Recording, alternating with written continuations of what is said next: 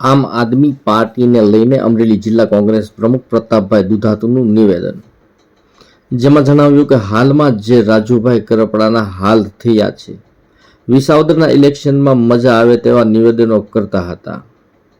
વર્તમાન રાજકીય પરિસ્થિતિ જોતા ઈશુદાનભાઈ ગઢવીની પણ આ હાલત થવાની છે. ટૂંક સમયમાં ઈશુદાનભાઈનો ભોગ લેવાનો છે. ગોપાલ ઇટાલિયા આમ આદમી પાર્ટી મુક્ત કરી પોતે પણ ઝાડુ મારી ભારતીય જનતા પાર્ટીમાં જવાના છે અને જનતાએ હવે સમજવાની જરૂર છે તેવું પ્રતાપભાઈ દુધા દ્વારા કહેવાયું. નમસ્કાર. ગુજરાતની જનતાને આજની તારીખ, આજનો સમય લખી લેવા વિનંતી કરું છું કે જે રાજુભાઈ કરપડાના હાલ થયા છે, વિસાવદરની ઇલેક્શન વખતે રાજુભાઈ મજા આવે એવા નિવેદન કરતા હતા, પણ વર્તમાન રાજકીય પરિસ્થિતિ જોતા ઈશુદાનભાઈના પણ હાલ થવાના છે.